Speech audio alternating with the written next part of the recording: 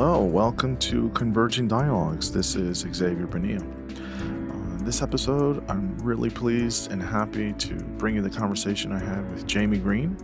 Jaime is a writer, editor, and essayist. She is a series editor for the Best American Science and Nature Writing, and she is a lecturer at Smith College. She is also the author of the new book, The Possibility of Life. That's the book we talk about in this conversation. We start by talking about our origins, where we come from, who we are.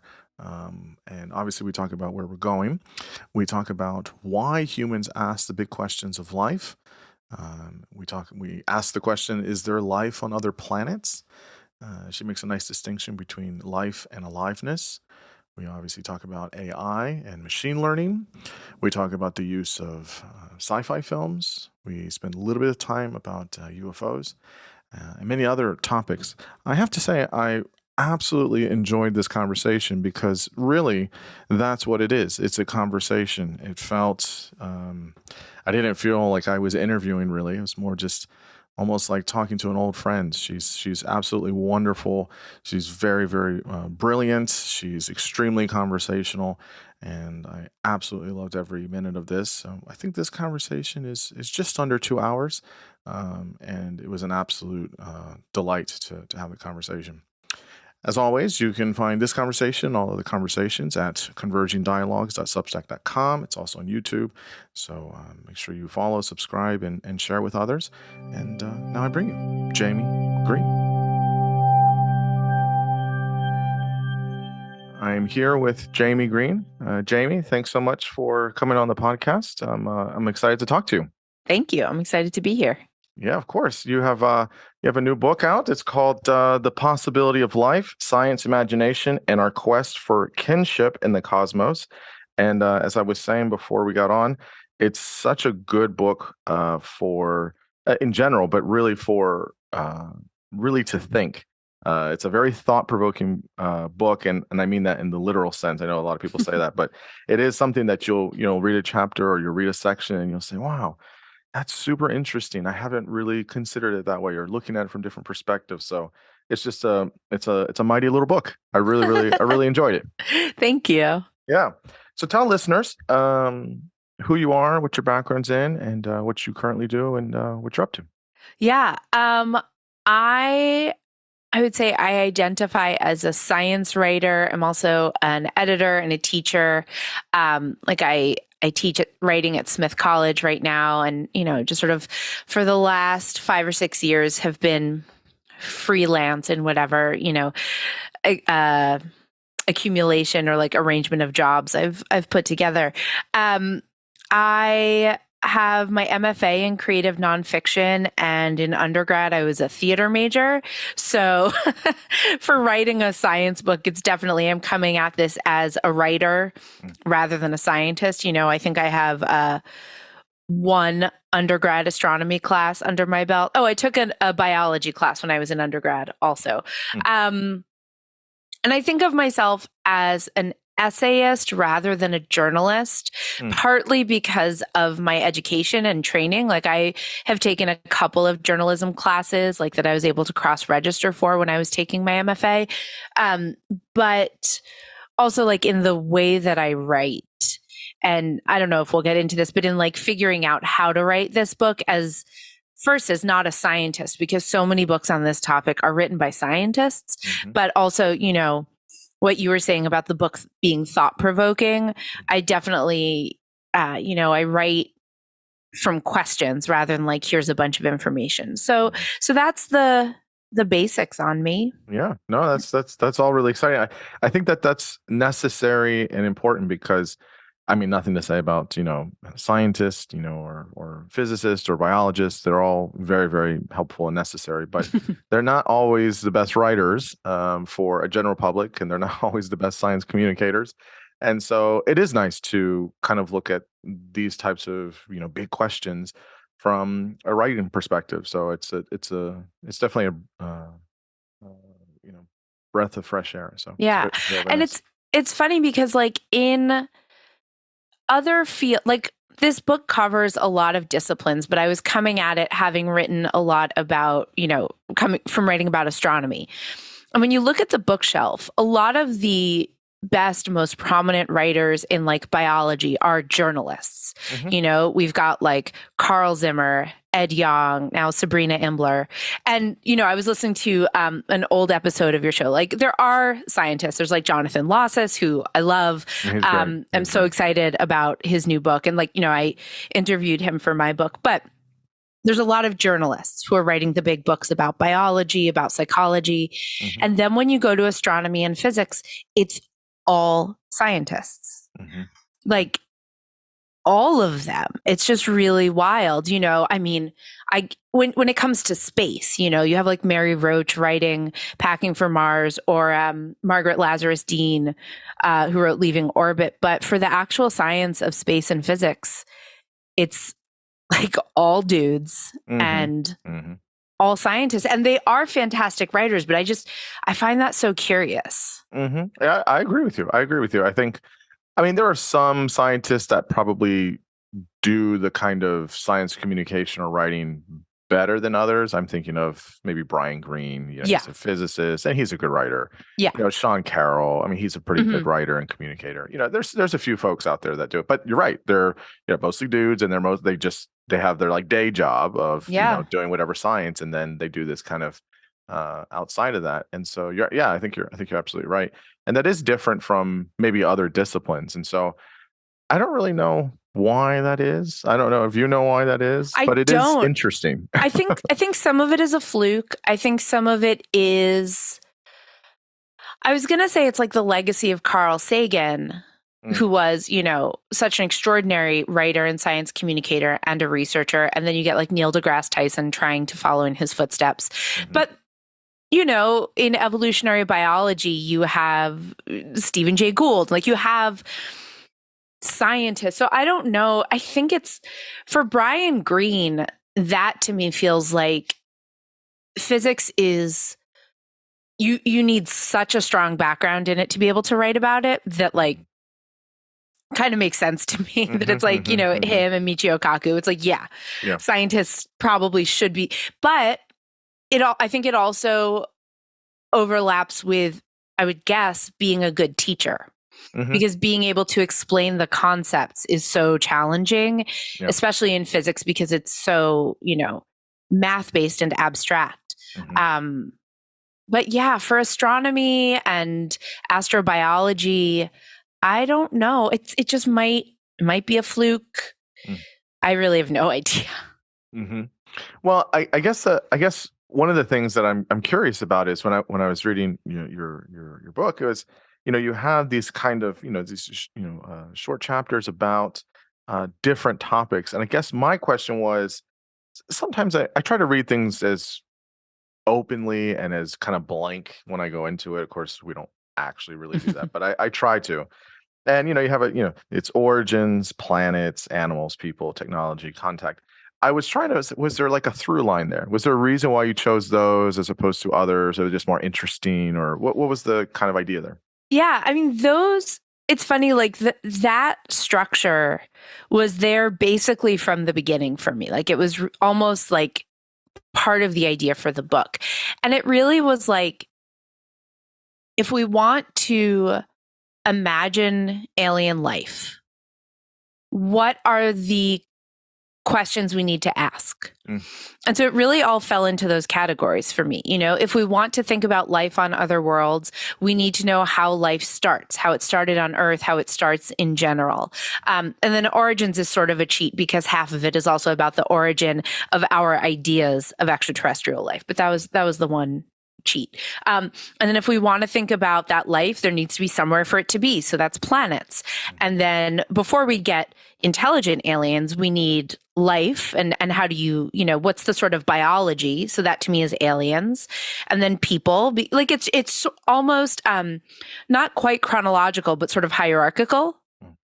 We get intelligence, and then we get technology, and then we've got these intelligent, technologically advanced aliens out there who have evolved and lived on a planet and all of that stuff. And then we meet them, and that's sort of the culmination. And that also like brings it back to humanity. So I realized pretty late in the writing process that this was basically sort of conceptually inspired by the Drake equation, which is, one of the foundational concepts of the search for alien life, and for SETI, the search for for extraterrestrial intelligence. Because the Drake equation, it's written like an equation, but it's really, it was made as an agenda setting device. At one of the earliest SETI meetings, Frank Drake, who's one of the fathers of SETI, wrote this equation on a blackboard to basically say, like, if we want to know how many civilizations might be in the galaxy from whom we could receive signals, because if you're going to start listening for signals, you want to have a sense that there might be any out there. It's like, what factors contribute to the number of signaling civilizations? And he just made a list, and he wrote that out as an equation, but it's really like just like a table of contents almost. And it's things like the rate of star formation, how many stars have planets, how many planets can support life, of those planets, what fraction give rise to life, how often is life intelligent, when do they develop technology, and how long does a civilization continue making signals that we could get. So it's really a parallel project. And both in the Drake equation and in my table of contents, there are, of course, other questions, other factors, gaps, like Drake jumps from developing life to life developing intelligence. But there are so many other things that need to line up with the life you have before it can develop intelligence. But this was just like what he focused on. And so it was sort of a similar thing for me, where it's not, it's not comprehensive, but these are the big questions, and they were the most interesting ones to me too. Yeah.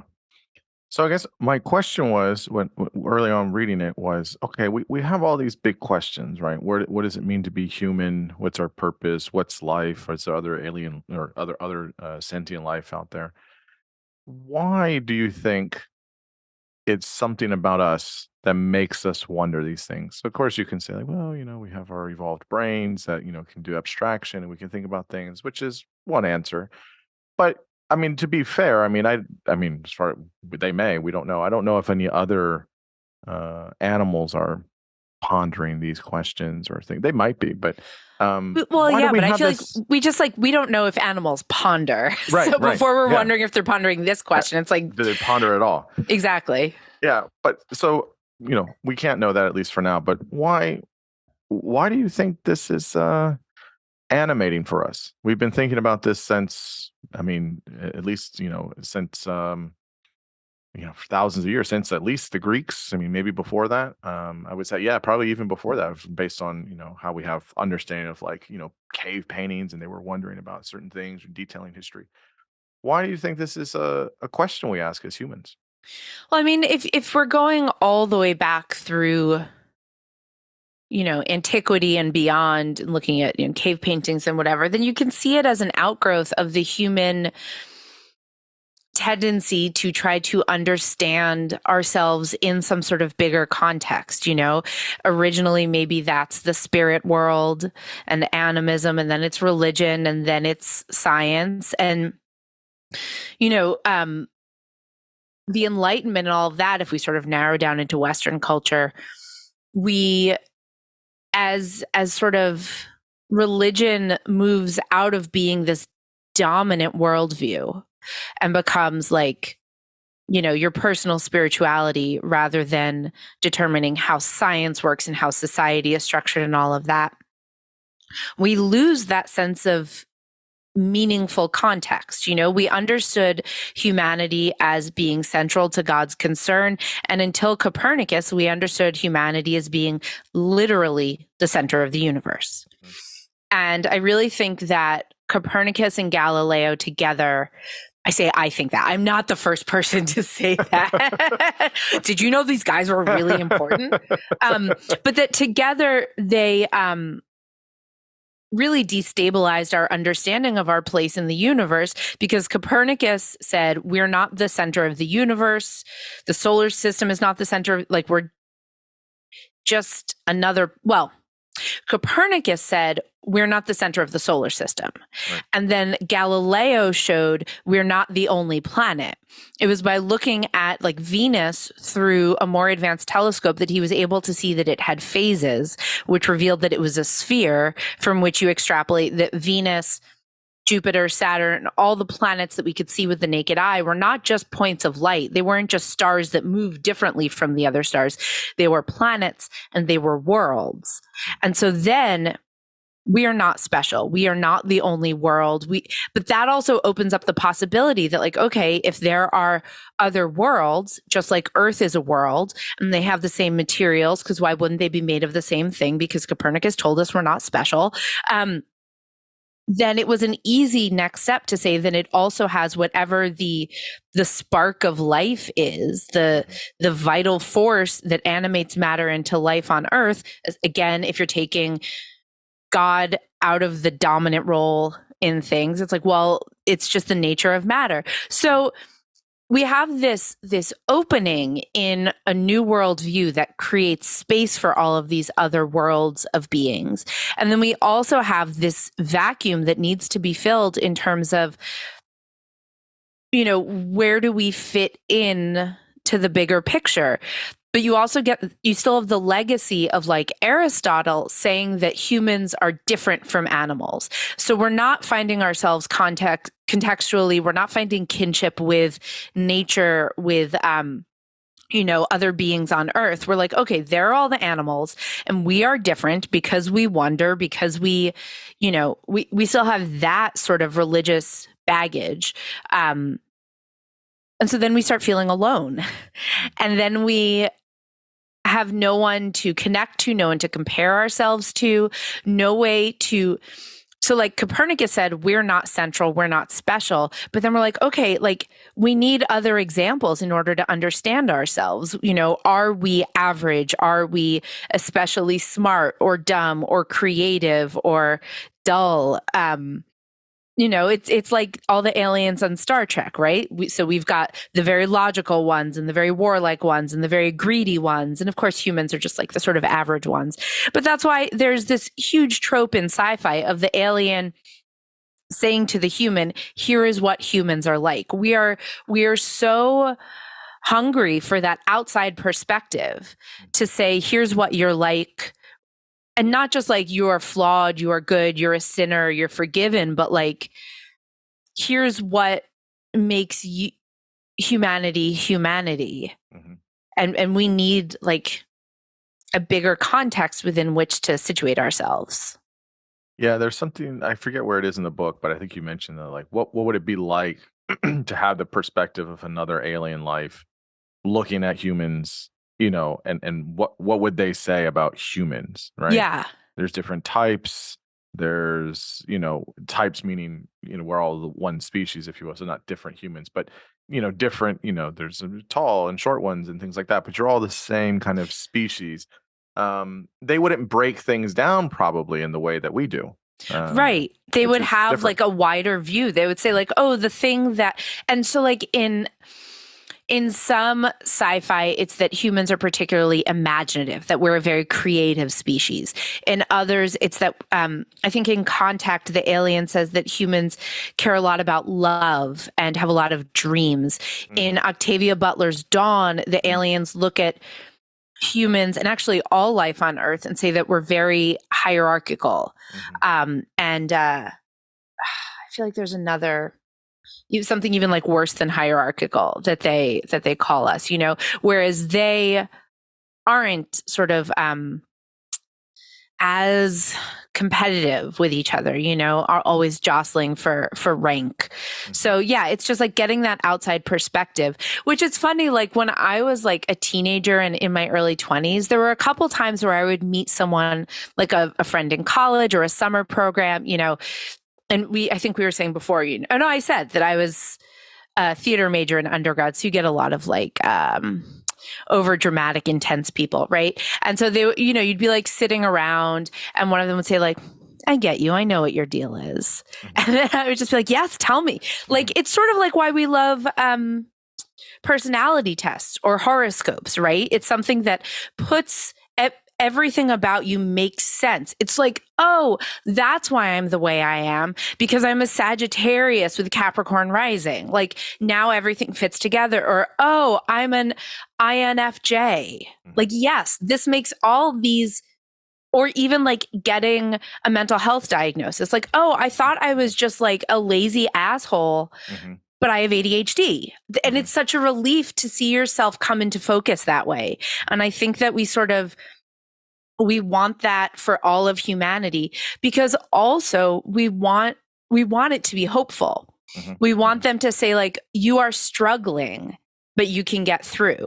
It's something that I remember from A Wrinkle in Time, which is like, one of my most formative early reads, that Meg is told that that there are dark worlds and that the earth is shadowed, that the earth is fighting.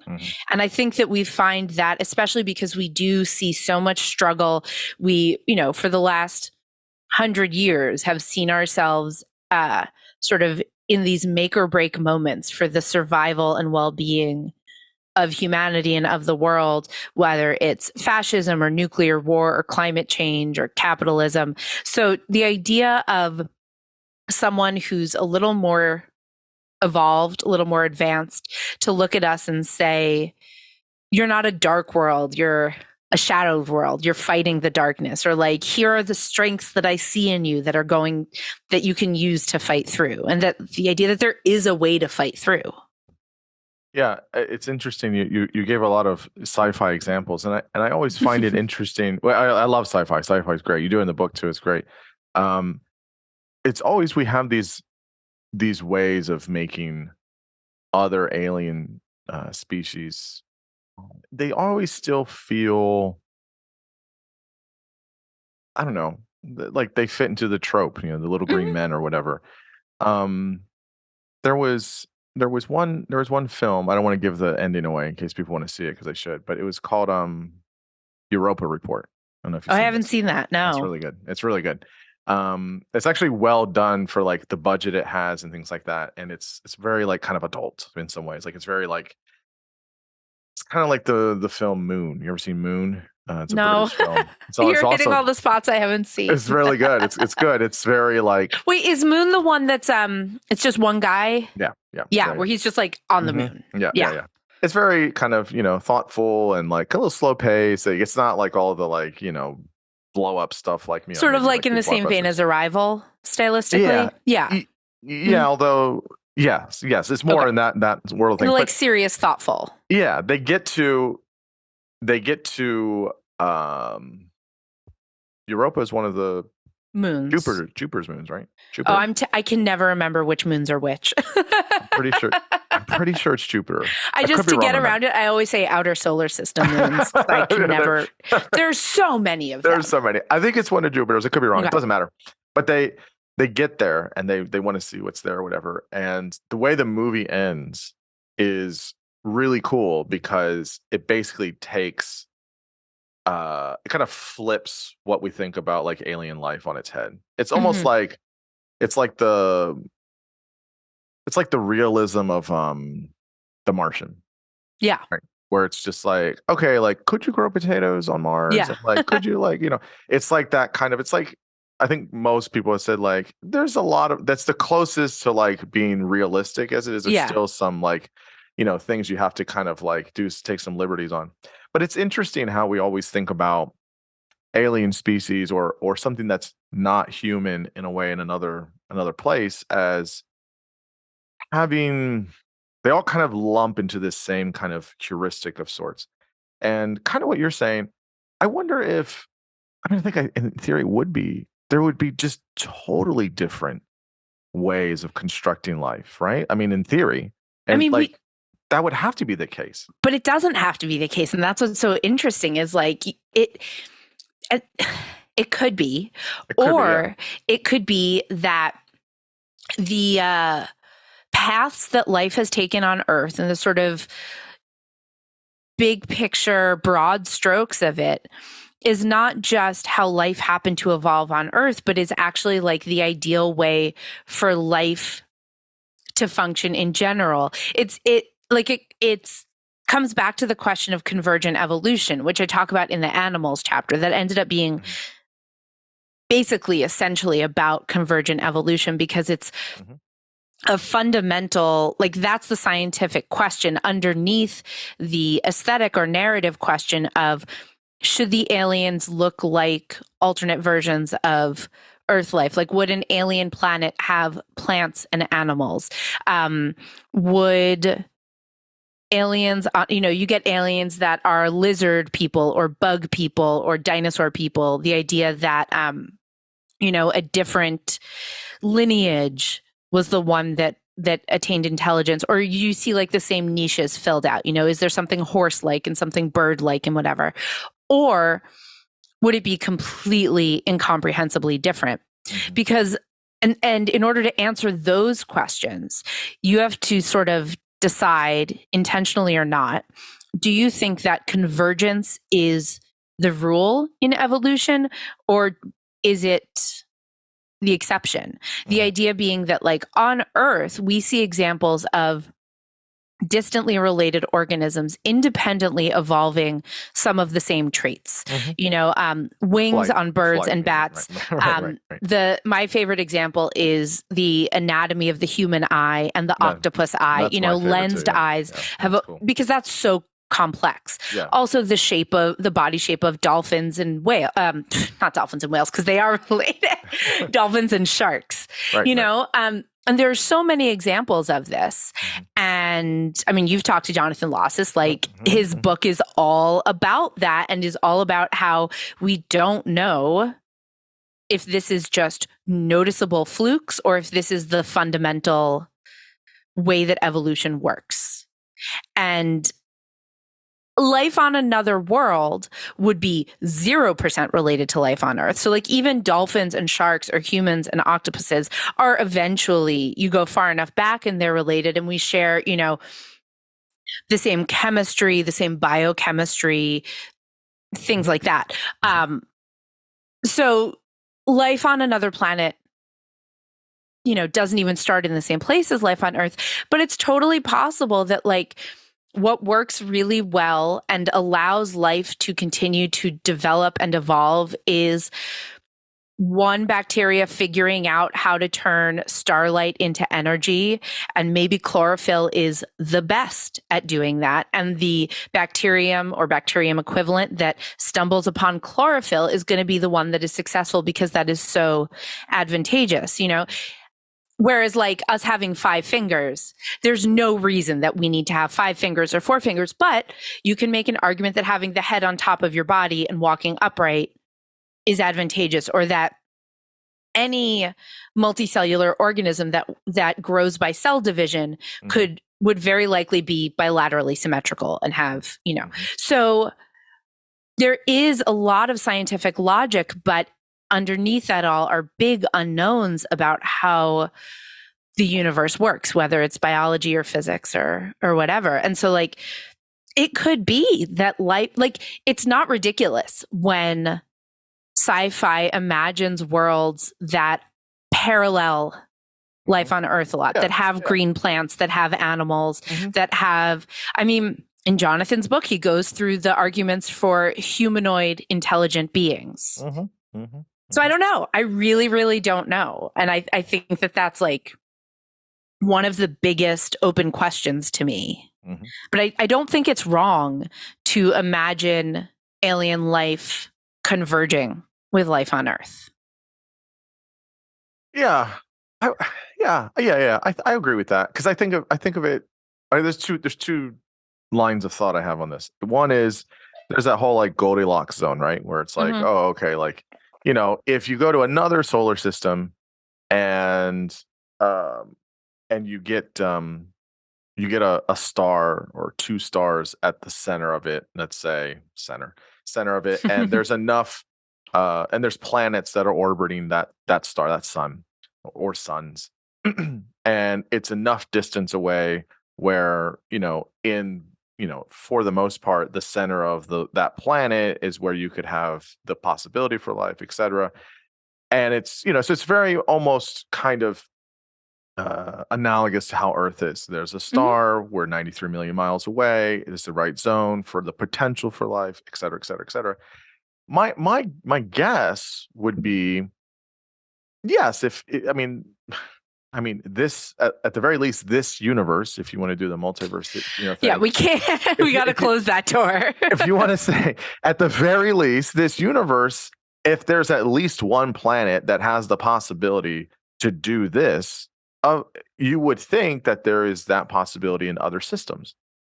I mean, that would be the assumption, right? Well, you have to base that in science. And it's really hard because we only have one example. And so we don't know if we are on this weird fluke planet or if we are on a totally average planet. To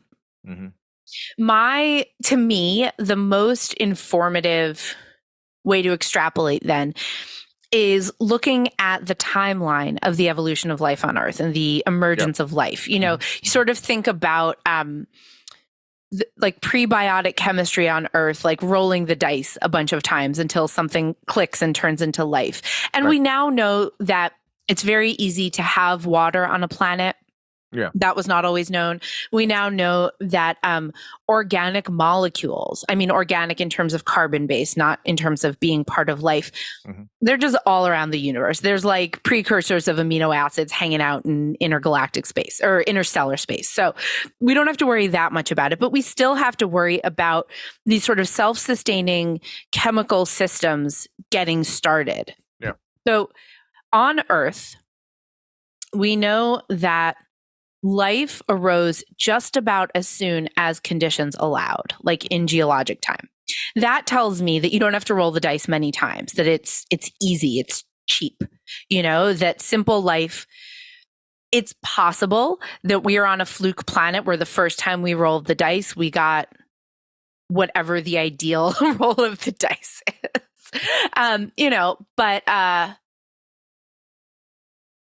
you know, if you just sort of assume that, like, if we're on a planet of average difficulty with a non-loaded die, you roll the dice and it happened pretty quickly, right? So that tells me that it's pretty easy for life to arise. Then, but that life was simple cells. It was single-celled organisms that not only were single-celled, but they were bacteria and archaea that don't have any internal structure. So they don't have a cell nucleus. They don't have all the organelles that you learned about in high school biology, none of that. And these cells are very chemically innovative, but they're not structurally innovative. They are just, no offense to them, little blobs. To take the step from simple structure to complex structure, to cells with nuclei and mitochondria and Golgi apparatus or whatever, endoplasmic reticulum, that's my favorite. I never remember what it does, but it just sounds pretty. That took 2 billion years, billion with a B. And that to me is a lot of sitting there rolling the dice and getting snake eyes, you know, or just not, you know, not getting the D20, not getting a critical hit, if we're going to put it in D&D terms. I in my head, I shifted from a pair of 6-sided die to a D20 for some reason. I was following you though. I was following where you're going. Yeah. It's like a really, really, really high, it's not a save. Anyway, I've never DM'd, but, so 2 billion years for that to happen. And then as I get into in the book, like the way that happened seems to have possibly been kind of a fluke. So. But people don't want to believe that though. No, people don't want to believe that. And I always feel bad. Or we could be. But that's the thing. It's like when you say like there are so many planets and so many stars, there must be other life on those worlds. That's not true. Like we feel that. And I remember when the JWST, the first images came out and we saw the deep field, which puts the Hubble deep field to shame. It's just all these galaxies. They're so ancient. And I remember people were, you know, sharing them on social media and saying like, look at this. How could we possibly be alone? And I was like, let me tell you how. There are so many ways we could be alone because we don't know. We do not know if so my hunch is that simple life arose so quickly on Earth, there's probably a lot of planets of bacteria, a lot of planets of goo, of sludge, of blobs. But the emergence of complex cells required one of those simple early cells to gobble up the other, not to eat it, but to like have it come live inside it in what's called endosymbiosis. And that gave rise to mitochondria, which were like the first organelles inside our cells, which are the powerhouse of the cell. And one theory goes, then they gave cells more energy so that they could sort of afford to develop all of this complexity. What if, and it was one mitochondria, one pair gobbled up, because mitochondria have their own genome and we can see that it all traces back to one. That sounds like a real fluke to me. And, we can choose to say, no, it must not be a fluke. There's so many other planets, there must be other life. Or we can say, wow, that makes life really special and wonderful. And maybe with enough other planets and enough billions of years, there were other similar gobblings. But I think that when we look at the vastness of the cosmos and we say, surely we must not be alone, that is absolutely coming out of our desires and not scientific fact, because we don't have the science to tell us either way. No, not at this point. No, I mean, no, I don't think so. I think, it's interesting. I don't spend a whole lot of time thinking about this. That's why, again, your book was great, because I started thinking more about this. I mean, I can see arguments for both. Like, yeah, it's a fluke and it just is, and here we are, and it does make it really special. Or there's millions of other planets that have living, organisms, whatever that looks like, that are so beyond our imagination that, who knows? And will we ever know them? Maybe not. Maybe we will. But I think all of that said, I mean, there's a lot of deeper things you can get from that. But I guess the one question here is, so I guess how do we understand what life is, and then what it means to be human? I mean, those are the two questions, right? Right. And I just went on this small rant about how we have no reason to think that life is abundant in the universe. I want to make it clear that for anyone listening, that's not what the book is about. Like, there is a book published in 1990 called Rare Earth. And if you want to read all the arguments why complex life might be rare, it's all in there. And every single one of those arguments has also been argued against in the decades since that book has come out, because we don't have an answer. We just have different ways of interpreting the data that we have from this one example. And so I explicitly in the book avoid this conversation about odds and likelihood, because while it's fun to get heated and argue about it, which is definitely a trap I fall into, and especially I felt you're Sagittarius, right? What was it? Sagittarius? No, what was it I again? am Sagittarius, but it's not. It's because I'm Jewish. That's my little identity box where I'm like, oh, this all makes sense. But I talk about odds and probability a little in the intro and a little in the epilogue, but I think that that's fun to debate, but we don't gain any knowledge through that. We don't gain any deeper understanding of any of this. We just get to, relive our high school debate glory days, hypothetically. So the book is much more about imagining the possibilities and looking at the scientific questions that consciously or not directly or not inform those imaginings, so that we can see here are the different ways that we imagine the possibilities of evolution. What does that teach us about evolution, and how does that make us feel? It's all, every chapter is has an implicit, and how does that make you feel? Not in the therapy way, but in the making space for an emotional experience. And so if I say we could very well be the only complex life in the galaxy, it's not because I'm trying to scare you or make you depressed. It's because I think it's really interesting to think about, why does it feel important that we not be alone? And how would that change how we like the meaning of life. So that wasn't answering your question. That was like me No, that's all right. caveating a lot. And now I have forgotten what the question was. No, I was asking about what is life and what does it mean to be human. But I was just gonna say that last point that you made, though, that's kind of like when people kind of, kind of say like they don't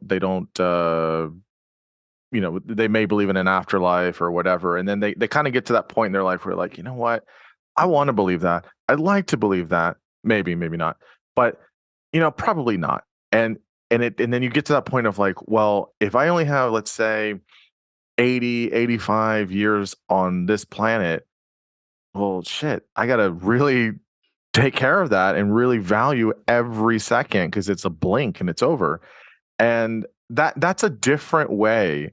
I really think that worldview is very different in how you live your life day to day than if you're like, well, I'm just going to get to the pearly gates, or I'm going to get to, whatever, this is kind of in between, or you're going to come back as something else, or whatever your view is. There's just a different way of living your life. Personally, I think there's a different way of living your life when you think that way. So it's kind of along the same lines. No, totally. And like, I said, I like to argue because I'm Jewish. That is a cultural thing for me. And like when I was a teenager, I remember thinking like that I didn't like the idea of a God who cared if I believed in him. Mm-hmm. I was like, any God who's out there should not care if I believe. And then I was like, well, then it doesn't matter if I believe, and I'm just going to go about living my life. And it's that similar thing of like, if this is the situation, what does that mean? And it just sort of brings you to a different worldview. So what is life? Yeah. Was your question. Yeah, right. We don't know. And that's actually like one of my favorite ideas that I encountered researching the book. Because I came into this having written and studied a little bit in my own way about astronomy, exoplanets, the search for life, and all that. But biology and the origin of life were pretty new to me as a writer, beyond high school and all that. And learning about the study of the origin of life, it's a fascinating field. It's a very contentious field. There's so many open questions about how life arises, how life arose on Earth, what are the necessary conditions, what comes first, But underneath all that is this question of what is life? And we don't have a good answer. We obviously on Earth feel like we know it when we see it, but then someone brings up viruses and you're like, ooh, I don't know. We all think we know it when we see it until I'm like, what about viruses? Or anyone asks that. And for decades, scientists have struggled to come up with a clear definition for life, because no matter what definition you come up with, there are always exceptions and counterexamples where either you have a definition and things that are not alive, like fire, meet all the criteria. Right. You have a different definition and like mules and dormant seeds don't fit, but we're like, no, those are alive. The reason that all of these definitions fail is because definitions are they tell us what words mean. They don't tell us what something fundamentally is. Yeah. And so, there's an argument coming out of philosophy of science and from some scientists that what we really need is a theory of life. Yes. Like a physics of life, in order to understand gravity, we didn't need a definition that says gravity is the force that holds matter together, right? We needed a theory that fundamentally explains what it is and can be used to sort of, can be validated by observation. And so we had Newton, and then we had Einstein, showing that gravity is the curvature of space-time, which changes how we understand the universe. And, in terms of chemistry, if in the 1600s you had asked someone to define water, they would say, well, it's a colorless, odorless, drinkable liquid. Except there's lots of colorless, odorless liquids that will kill you immediately. And there is muddy water and brackish water and seawater, which are all still water, we know. But and the reason it didn't work is because we needed a molecular theory to help us say that water is H2O. Mm-hmm. And that's not a definition. Mm-hmm. That's a Framework. new, yeah, exactly. And we don't have that for life. Yeah, I mean, I actually agree with you 100% here. I think that that's all true, and I think that that is extremely difficult because you start talking about sentience, maybe consciousness, maybe Oh boy, yeah. intelligence. Maybe it's all these things that I still think we don't. I mean, we're just barely scratching the surface and kind of putting our thumb on it a little bit, but we don't really get it all. Oh yeah, I mean, and when I'm saying a theory of life, I mean just like the basics, you know, like when does matter cross that line from being ruled by physics to ruled by this other thing that we haven't figured out. But yeah, oh my, like sentience, it's we don't know. And part of the scientific reason that we're so desperate for knowledge of life elsewhere is to have more than one data point, to have anything that we could extrapolate about, that we could compare, triangulate, you know, like working with one data point is very hard in science. You get bad conclusions. Well, and I think it has implications for ethics, I guess, or morals, or, you know, and again, people can debate those types of things as well. But, you know, I mean, don't we still have this conversation, this debate, you know, about, you know, where does life begin?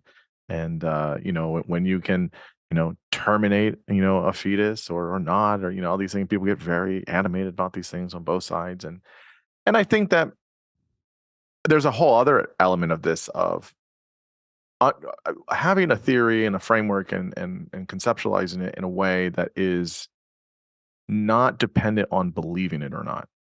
Right, where it's just, well, that's your belief, and this is my belief. You know, people, well, in one aspect, people can not believe gravity exists, but if you go jump off a building and be like, you'll find out very quickly. We just don't have that for life, and I think that's where we get kind of stuck in some of these debates about, you know, obviously abortion and or end of life stuff, or, you know, we put a lot, and I think the charitable view of that is, well, if we're the only planet, because we're a fluke, right? Right? And if we're not going anywhere when we die, and then just the stakes are high. It's you know, you only get the first draft. You don't get to keep editing. I mean, even if there are other inhabited worlds, there's no guarantee that we're going to make contact with them. And if we did, we would probably not be able to hold a conversation. It could be 100 or 200 years each transmission. So no one is coming to save us. We are still in effect alone. But I will say, going back to what you were saying about abortion and end of life, I think that is less about the theory of life and understanding what life is. And that's more about aliveness. Okay. How do you make the distinction? So life is a dead body, a dead human body is still the product of life. Similarly, there's a researcher I talked to who will be like Zooming, and she'll pick up her cell phone. And the cell phone is not alive, but a cell phone would not exist without life.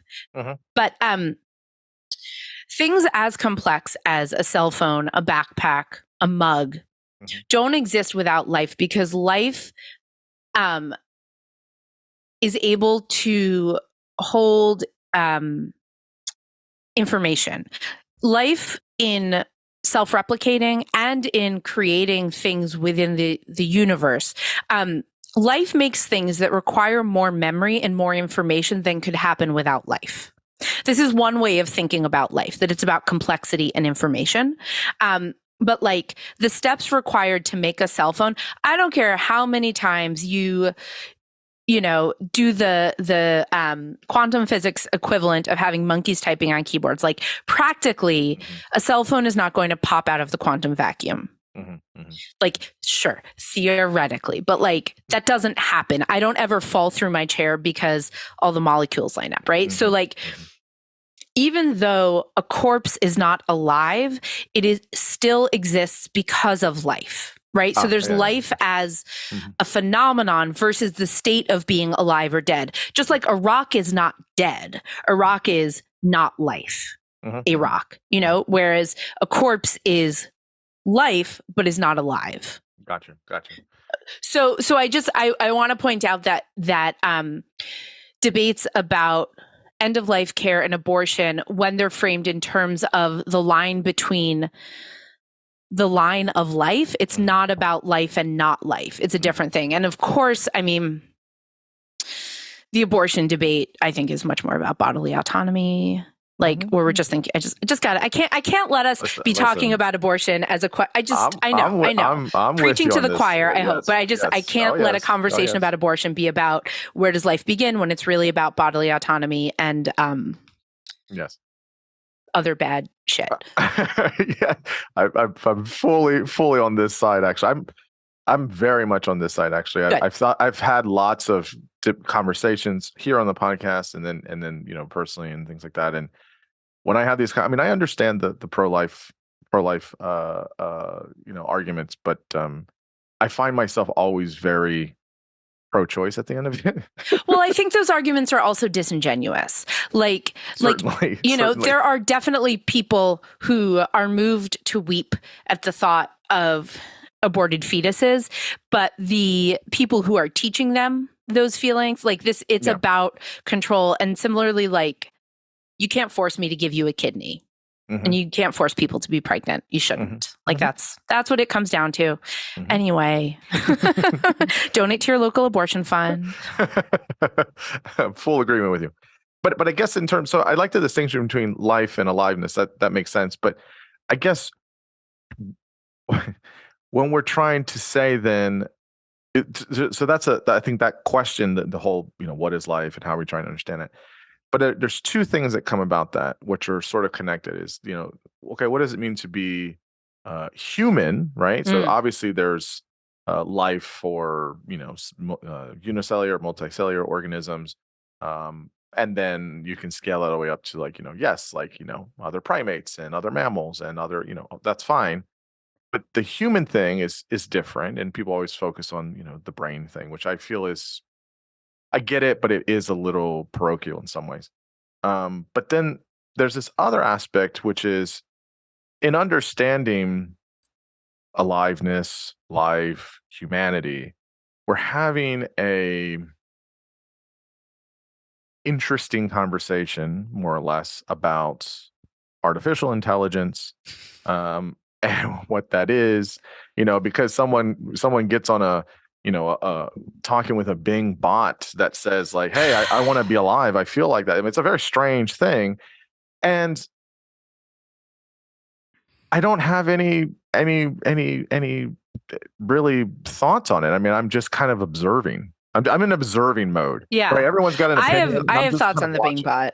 I have thoughts on the Bing. Do you? Okay. Yeah. I do. So I've actually lately been making it a deliberate choice to refer to all of these things, ChatGPT, the Bing bot, whatever, as machine learning instead of AI, because I think calling them artificial intelligence is playing into the hands of what people in tech want. That's fair. I don't mean for reasons of social control, but it's they want it to seem like they've done something cool and impressive. And what they've done is made very clever plagiarism machines.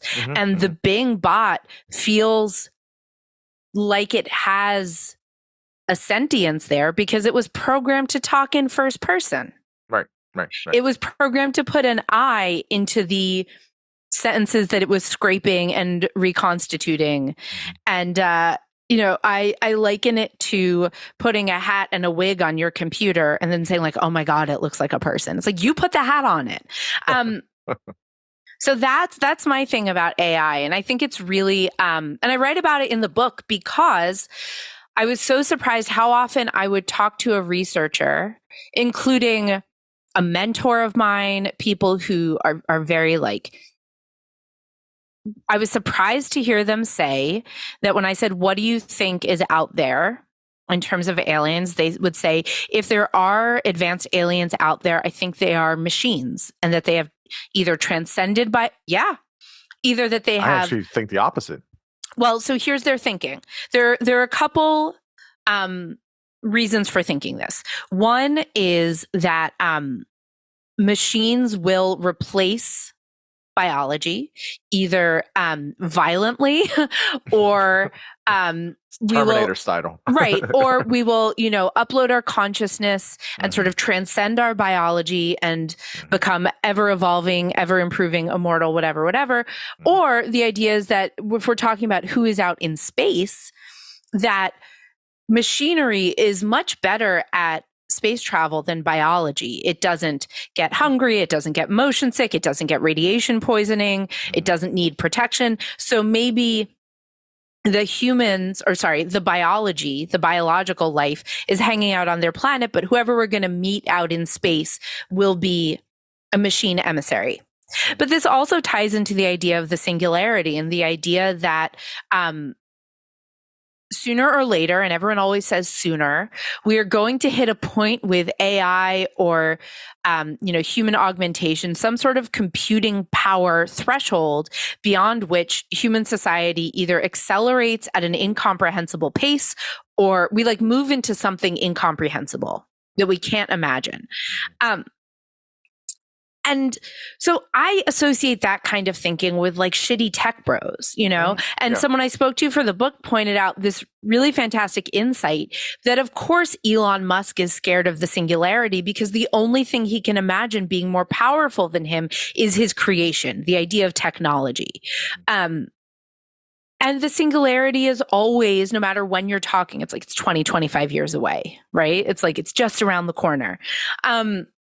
But it's not just smarmy tech bros who are talking about this. Every week, every month, it's more and more places and outlets are talking more about these types of themes. Right. And I think part of that is that the machine learning products that we're seeing right now, especially language models, you were talking about what does it mean to be human? Language is one of the defining features of humanity. Yeah. No other animal, as far as we can see, and this seems kind of solid right now at least, has language such as we consider it. They communicate, but they don't seem to have language. And cetacean folks, you don't need to email me. I know that this is a little contentious, but in terms of what we have deciphered and what we understand right now. Mm-hmm. And so to see what seems like a machine using language, that is intelligence to us. Yeah. But like I said, it's a very clever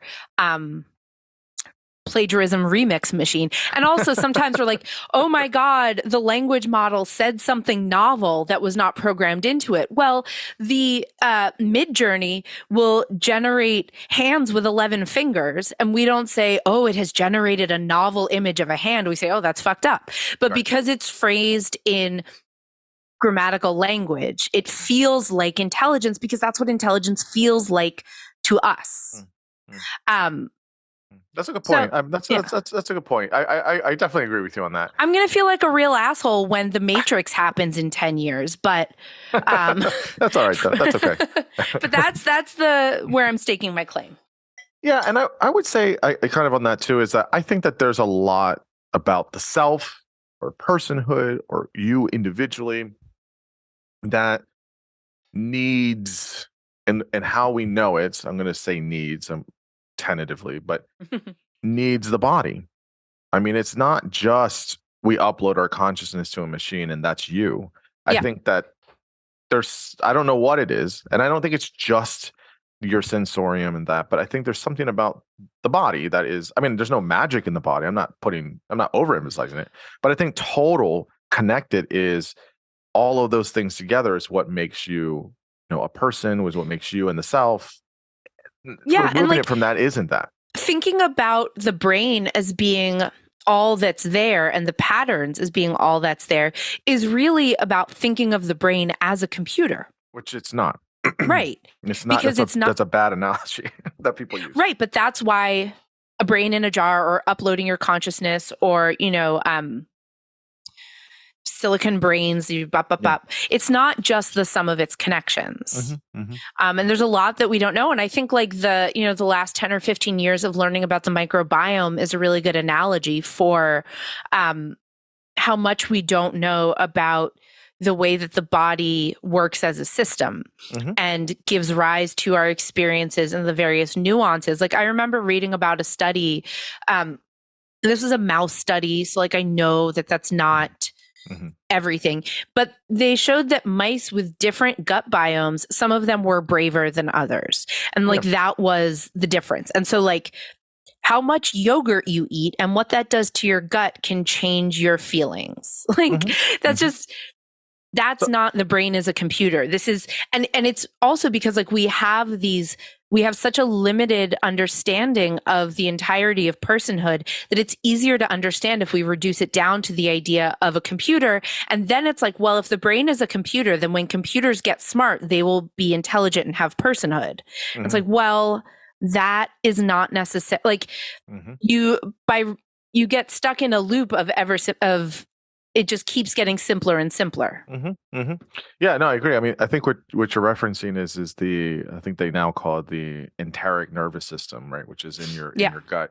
And, there's, more neurons there than in your brain or, whatever it is. And like, yeah, I mean, there's these things that we're learning more about of like, oh, wait, it's not just like central nervous system, peripheral nervous system, and then, that's how we understand knowledge, information, and language. It's like, no, it's in all of your body. It's kind of like I remember all the research in the 90s of the brain, right? The 90s was like the decade of the brain. And of course, we made so many advancements from all the other previous decades. But everyone got really focused on, it's like everything else, right?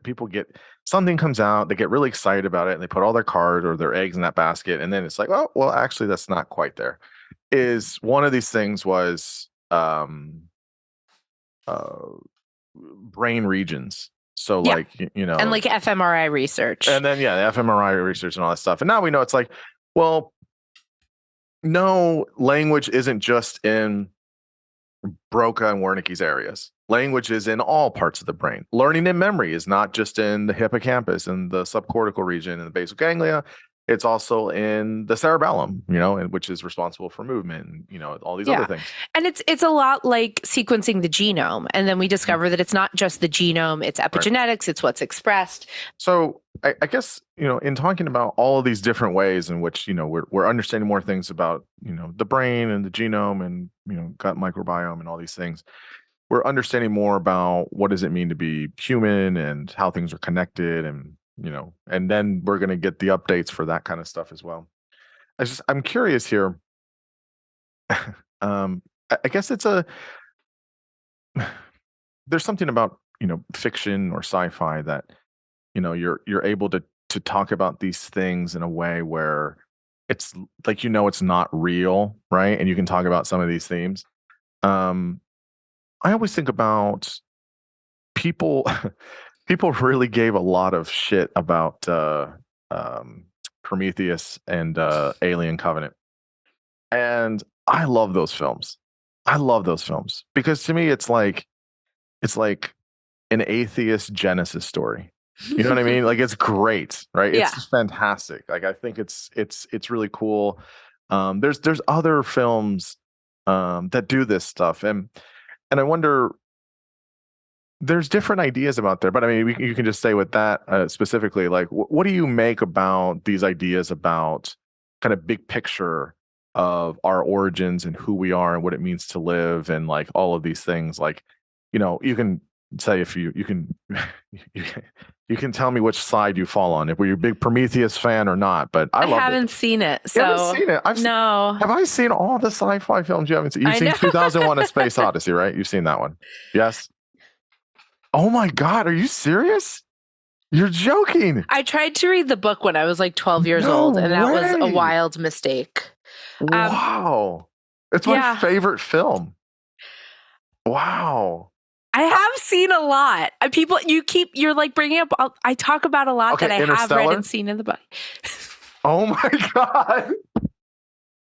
I can't believe it. There's no way. Okay, Star Wars. You've seen I've seen Star Wars. Okay. But Star Wars isn't sci-fi. Star Wars is fantasy western set on another planet. Right. Wow, you haven't seen Interstellar? You would like Interstellar. I don't know if I would. See, that's the thing. I didn't see Interstellar, I think, because I really hated Inception. Totally different, but right. But aren't they both Christopher Nolan? yeah, I mean, if you buy into the whole thing about Chris Nolan, where he's like he tries to do too much and it's too thoughtful and it's like too idealistic. No, I just thought that the logic of I thought Inception was kind of self-serious, but it was mostly that the logic didn't work. So, so yeah, I think it was because I didn't like that. I didn't see Interstellar, but I've listened to podcast episodes that describe the movies in great depth. Not Prometheus, but the other ones.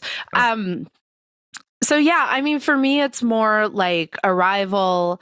The other thing is I don't like being scared, so that's why I haven't seen Prometheus or even Gravity was like too tense for me. Like I was just like, no, thank you. That's a terrifying movie, actually. Right? Like I don't want to. It's good, but it's terrifying to experience that. I like really dislike being scared, and I dislike, especially as I get older, and especially like post pandemic and post parenthood. Really, I don't like that tension. No, either. I'm with you. And I prefer it more in books than in movies. So I'm more of a books person than a movies person in general. Okay.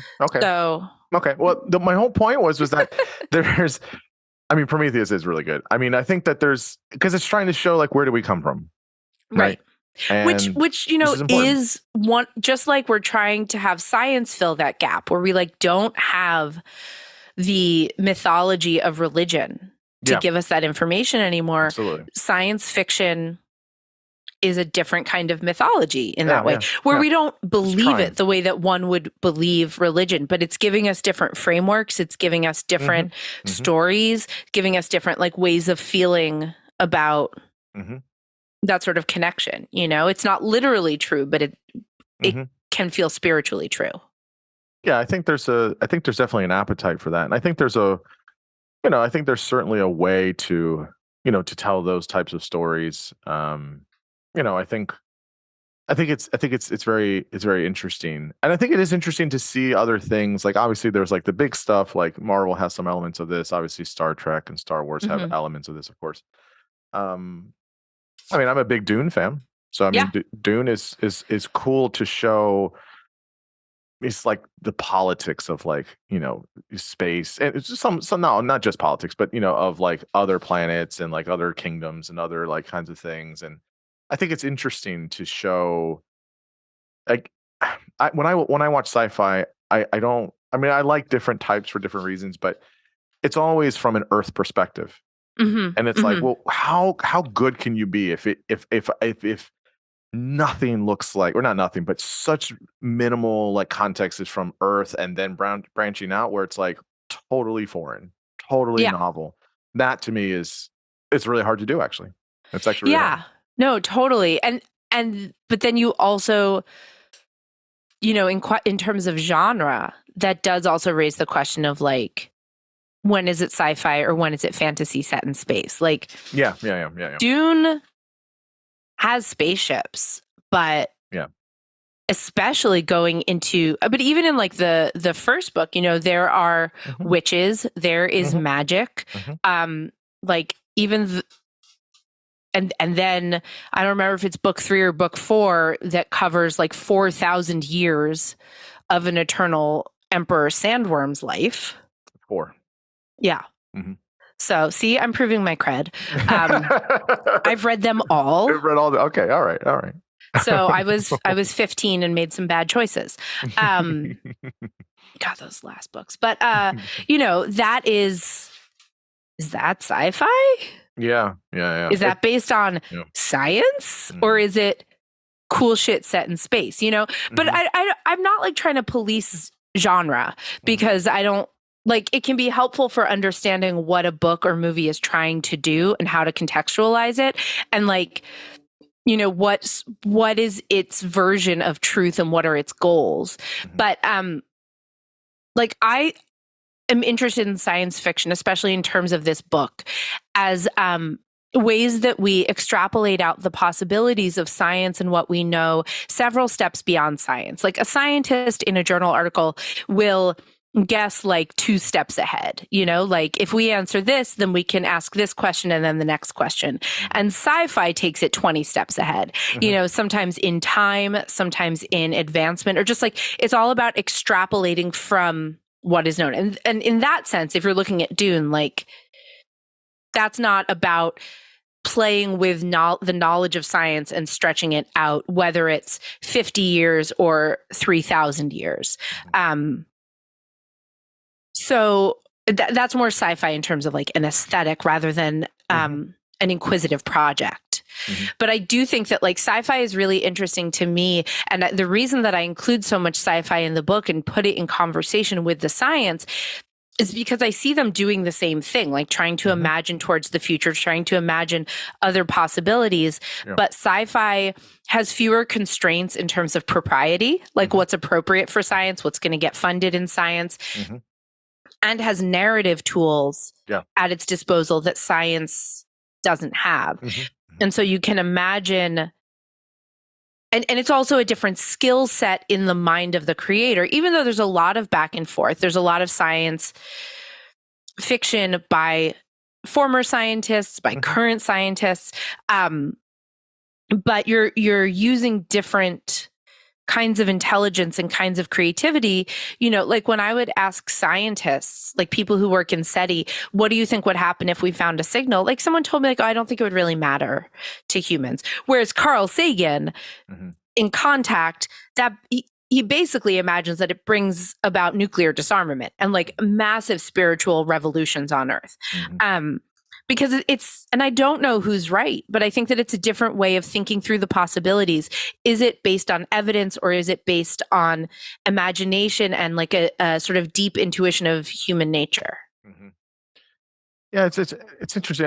I remember I like sci-fi and I like fantasy. I like that stuff because it's a different way of trying to understand things. And you're right, you don't have the limits and the confines that, you know, maybe other genres would have.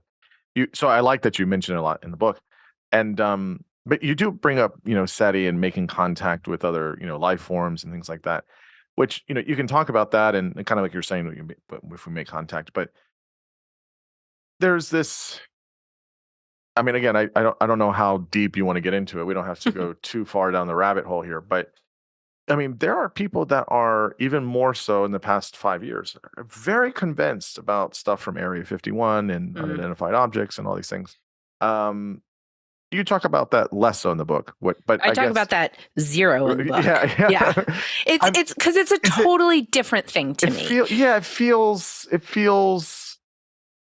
I don't know. It feels different. Yes, it feels different. It's totally unrelated. And if people are interested in that, Sarah Scholes has a fantastic book about the cultural mythology of UFOs. I mean, it's come up in interviews before. So the way that I have sort of figured out how to talk about it, because I have no research experience in it, I'm not particularly interested in it. I don't mind talking about it, but it does come up because they're both about aliens.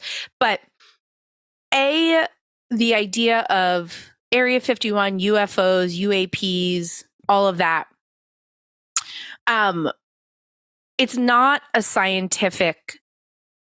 It's totally separate from astrobiology and SETI, like completely separate. It's a military and political and governmental situation. And, you know, someone else who was interviewing me was like, well, but you know, these Navy pilots have seen things that they can't explain. And I was like, yes, they have. And we have this cultural myth that fills in that blank. We have it's like a Rorschach test. And we're like, oh, that looks like a bird. Oh, that looks like an alien, because I know stories that these unexplained phenomena are aliens, right? And so it's like, oh, it must be aliens. There's nothing to connect it to aliens other than this cultural legacy going back to the 50s and UFOs and all of that. I think, you know, there's nothing that tells us this is aliens rather than secret military technology, rather than sensor blips, rather than, I'm not saying that it's explained, but we jump to aliens because we have that story in our culture. Just like if we we're still a more sort of unifiedly religious culture, we would say it was angels, like in a second. Oh, Why yeah. doesn't anyone think that it's angels? Because that's not the story that we tell. That's not the myth. It's really cultural mythology. But it's scientifically, and even in terms of sci-fi, I think very, very separate. No one who works in SETI is thinks that it's aliens, or is like it's just a different set of questions. No. The only reason I bring it up is because I think the distinction you're making here is important. I think a lot of people will walk away with that and be like, "Oh yeah, they're making contact with people that have already been here," and it's like, no, I think they're pretty different. I think one is science, one is something Military. else. Yeah, it's something else. Yeah. Yeah, and it's I think, you know, the Chinese balloon thing has really revealed how much you know, weird shit everyone's putting in everyone else's airspace. Yeah, I find it much more, and this is just me, but I find it much easier to believe that the military has weird technology than the military has aliens. Yeah, no. I know people that. I mean, I think it's interesting. I think it's nominally interesting, but for me, I'm very similar. I'm not really convinced. I'm not really. Yeah, and it's just like, it feels like a totally different domain to me. Like, just because it's also about aliens, I'm like, okay, it's just not, it's not my thing. Just like, you know, I have a friend who's really into UFO and UAP and all that stuff. And I do not think she cares about like detecting biosignatures in exoplanet atmospheres. Whereas I'm like, oh my gosh, we're going to get some cool spectra, you know, it's, that's the same way for me. When we start learning more about, you know, our universe and other things, and like the what was the name of the thing that went out and took all the pictures? JWST. Yeah. I was thinking about that for weeks afterwards. I mean, I was so excited about it. You know, because I guess that's I don't know, it's more real. It's just tangible. It's different people are, you know, for some people, the fact that there are these unexplained phenomena right with like here, that's really exciting and really interesting. You know, different people are interested in different things, you know. My friend Sabrina Imbler wrote this fantastic book about ocean creatures and was posting on their Instagram, like, and so they write about creatures, like that's their beat, and they were posting all these pictures on the Instagram. Ones at the bottom of the ocean, like all sorts of weird stuff, and they were posting pictures of like holding bugs, and I was like, Sabrina is a creature person, and looking at these pictures and knowing my reaction to the pictures, I am not, because I was like, ooh, writing this book made me more interested in biology. It sort of like changed. Gave me new curiosities and new questions, but I was like, no, I'm definitely not a creature person. I do not want to hold that beetle. While they are just like full of awe and wonder at this bug that just like really makes me feel bad. And I just think that like I can love biology, but what I'm interested in is like how cells turn food into energy. I think that's fascinating. And different people do not care about space or find space scary, but you and I, it sounds like, find the vastness of space beautiful and moving and inspiring. And so it's like, some people are interested in UFOs, some people are not. And it's, yeah, space is both for me. It's beautiful and majestic and fascinating and terrifying. Which, of course, are very closely related feelings. Yes, they are. Yes, they are. I just want to ask one thing, just close the loop, I guess, on the AI stuff. Is this idea of like, you know, where do you think our future is going with it? You know, this whole alignment problem, and you know, how do we? Is there a point where it kind of inches ahead of like humans, and it starts to be, you know, more intelligent than us? Or there's that whole stuff. But I guess just generally, like there's the ways in which people have and are talking about AI, and or machine learning, but also like, I think there's other ways to think about it too, and that people aren't doing. And I don't know where do you fall on this, like where we're at now, and then where we're at 100 or 200 years from now with it. I mean, I think that what we have seen so far and continue to see is like very good specialist programs, you know, but like Chat GPT can't make a picture.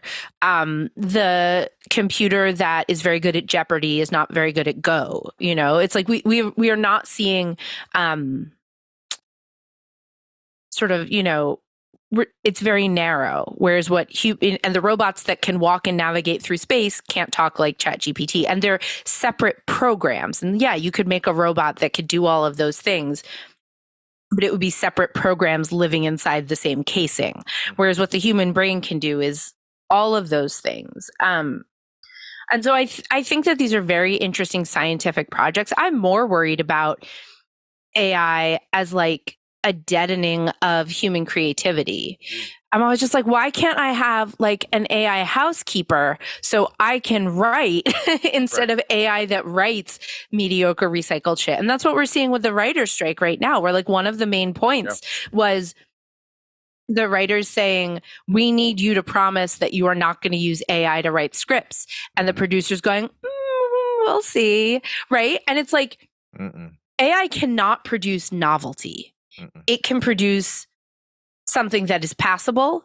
It can produce something that is familiar. It can produce something that we've seen before in slightly different shapes, but it cannot create something new. And this, ironically, connects all the way back to the origin of life and the idea that life is a manifestation of the universe's drive towards novelty and towards complexity and towards creativity.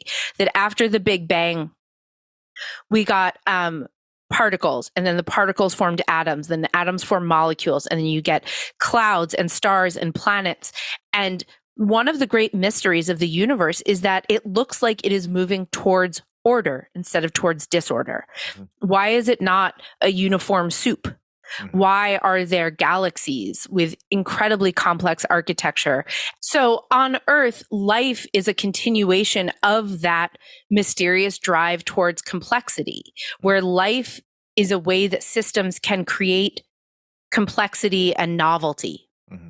And I think, and this is like, we've been brushing up against spirituality. Like this is probably the closest I get to spirituality. I believe that human creativity is a continuation of that drive that traces its way all the way back to the Big Bang. The creation of something new, something novel, whether that's a beautiful sentence or a painting or a baby or whatever. But that is what AI, what machine learning, what ChatGPT cannot do. And I think that to me is the societal danger, not machine overlords, but this sort of natural consequence of capitalism, that AI is cheap and easy, and that is more important than what is new or beautiful because of capitalism. And that the writer's strike right now is a microcosm of that. The decimation of journalism, the way that the media industry is like falling prey to the drive for endless profit and growth from Wall Street. Like AI is a problem because of capitalism, not because of like the Matrix. Yes, I would definitely agree that if we're taking you can't have the surrogate for the human experience. I just don't think that exists. And I could at least where we're at now. I'm again pretty much aligned with you on this. Of look, if we want someone that's gonna grade my multiple choice exams, great, let's do it. Use it to generate code, or I'm sure there are coders out there who but to like generate new versions of things that already exist. Use it to generate a resume. Use it to generate a cover letter. Love or it. An Excel spreadsheet that but it's not novelty. It can't solve new problems. It can't create come up with new ideas. And if we start using it to sub in for that, then we are really deadening ourselves. Yeah, I mean, we're gonna be like all the people at the end of WALL-E. Is that another film you haven't seen? Have you seen WALL-E? No, I've seen WALL-E. I've seen WALL-E. I don't know. Great. That seems, in a lot of ways, it seems pretty chill. Yes, but I think like it's the idea of like we need to. I think it's. We don't want to get into to be complacent. We have to create and make art and write good novels and make good films and like all of these things. Like that's important. The problem isn't that artists want to use ChatGPT. It's the people who have the money want to use it, and then it makes it so that it's not possible to live a sustainable, like we already in America have a really bad problem where there's like art has to be a commodity, that there's not in government investment in the arts near, the way that there is more in other countries. And then when you start making it not even possible to have a job as an artist, you're just really depriving society and humanity of really crucial things, like I'm happy to float in my easy chair recliner while a robot does other stuff, but that's so that I can think creative thoughts, the limit on my creativity is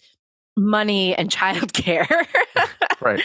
Not that I want AI taking care of my child, but we're just solving the wrong problems because the people with money and power are more concerned about money and power than the stuff that's not as quantifiable.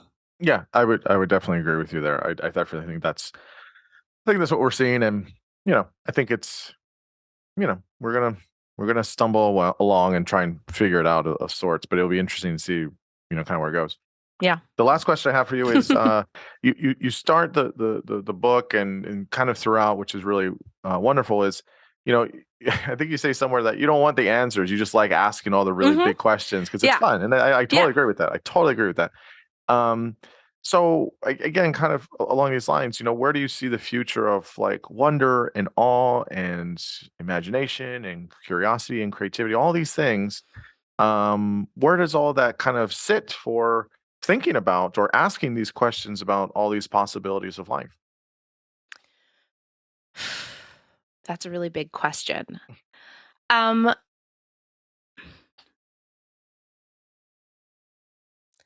It's weird, I just went on this rant about capitalism and creativity, but science faces the same sort of problems.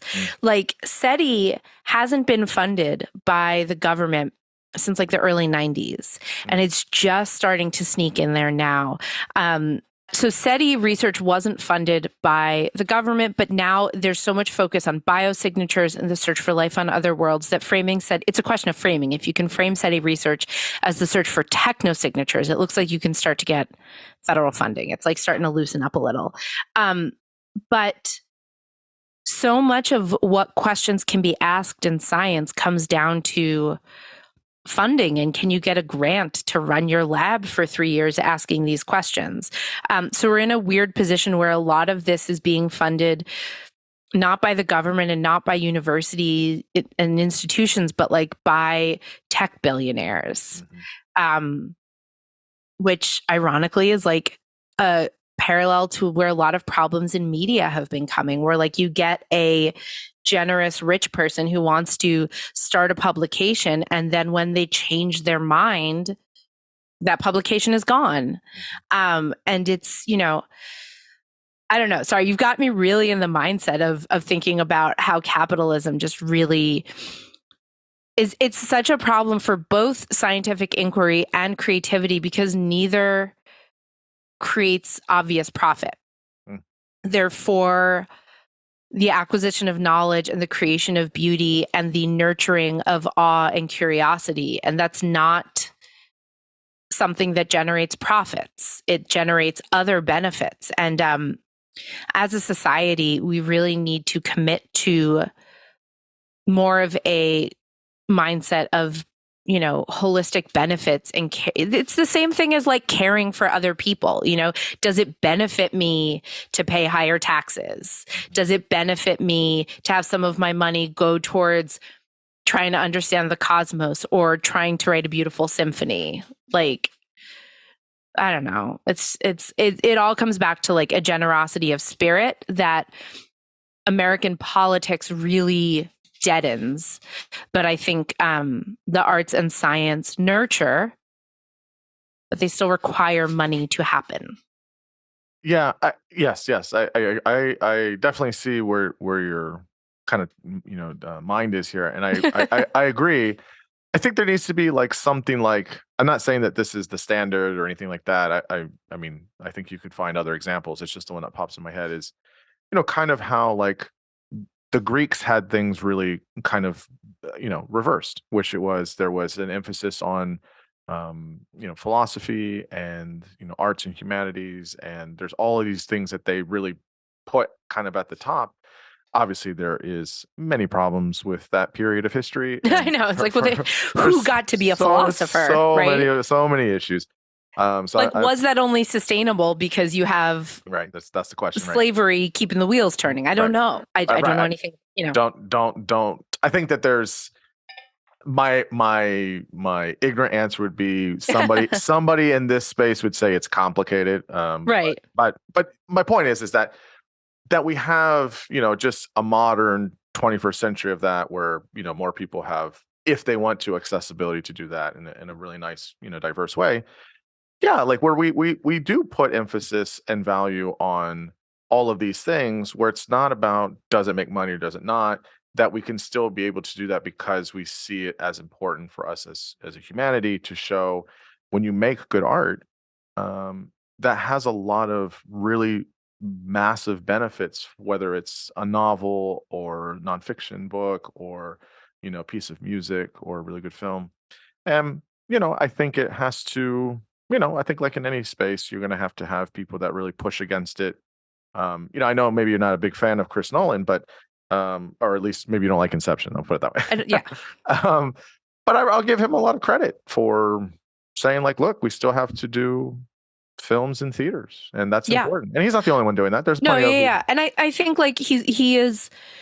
I really respect him as an artist, that he has like a strong artistic vision. Mm-hmm. And it's funny because it in some ways, like I'm thinking about it in terms of capitalism, and it's like, how, like, are we going to be able to see the intrinsic value of the arts when we can't even see the intrinsic value of making sure that children are not hungry? Yeah. That's one thought I'm having. Mm-hmm. But another is bringing it back to sci-fi and the visions of these possibilities that sci-fi provides. Mm-hmm. One of them is Star Trek. Star Trek takes place in a post-war, post-poverty socialist utopia, but the camera is rarely on Earth. Mm-hmm. I really wonder what the arts are like on the Earth of Star Trek while some people are off seeking knowledge, seeking new worlds and new civilizations, right? There's money for that, this frivolity. It's rarely military. It must be really nice to be a novelist in the Earth of Star Trek as well, because you can be. I think they may have abolished money. I'm not a super, not a big Trekkie, so right. I'm not. I'll have to ask my friend Molly, who's my Trek expert. But it's like things are real chill on Earth there. Mm-hmm. And Star Trek, in a lot of ways, is meant to be a kind of propaganda for that kind of future, for that knowledge-seeking pacifism. Like there's socialism there. Mm-hmm. Another one that comes to mind is the book Star Maker by Olaf Stapleton, which is one of my favorite discoveries that I made. Not that people don't know about this book, but personal discoveries that I made doing my research, where it's known now as the origin of the idea of Dyson spheres. It's where Freeman Dyson got the idea for Dyson spheres, which are these big spheres or swarms of satellites around a star so that a super advanced civilization can get all of the power from the star. And so I was like, okay, I should go read the book that Dyson spheres are from, expecting it to be a book about Dyson spheres. But Dyson spheres get like half a sentence of mention. And instead, it's this 1937 novel written by an English author that is explicitly anti-fascist. In the prologue, he talks about the rise of fascism. And in the book, he talks about how all of these worlds, because it covers like the entirety of cosmic history, on all of these worlds, there comes a moment when there's like this challenge, this turning point that every planet faces that is about choosing between fear and self-protection and sort of conformity versus this expansive hope and self-realization, both for the entire planet and for individuals, which again resonates for me with the idea of shadowed worlds in A Wrinkle in Time, choosing and the way that the dark world is envisioned in A Wrinkle in Time, which is conformity and just all the kids bouncing balls at the same time. But it's because of this great evil that has taken away both their pain and their choice for individuality. So I find a lot of beacons in sci-fi because it's not just people imagining, what would a faster than light travel be like? It's also imagining like what future choices could we make helped by technology, helped by a deeper understanding of the cosmos, and then what would that open up for us in terms of exploration and discovery? Yeah, no, I absolutely agree. I think there's a lot of things we can experiment there. Well, the book is called The Possibility of Life, Science, Imagination, Our Quest for Kinship in the Cosmos. It's out everywhere now. Yeah. This is through, where is this from? Hanover Square Press. Nice. Where can people find you, whether online or anywhere else? Where's the best place to get at you? Yeah. My website has links to everything, so that's probably the easiest. It's just jaimegreen.net, JAIME. Everything is spelled weird, but I'm on Twitter, I'm on Instagram, both probably too much. But Elon Musk is trying to help that. She's trying to help fix that addiction for me. Yeah. Okay. Well, great. No, I had to take one less. It's like if I haven't been weird enough, it's like, But no, that's great. I really appreciate you coming on here and talking about your wonderful book. Thank you. Having just such a really good conversation about all these really cool ideas. I really enjoy this kind of stuff and making it really conversational. So it's been just a blast. Thank you. No, I've had a great time. All righty. All right. Thank you. Thanks.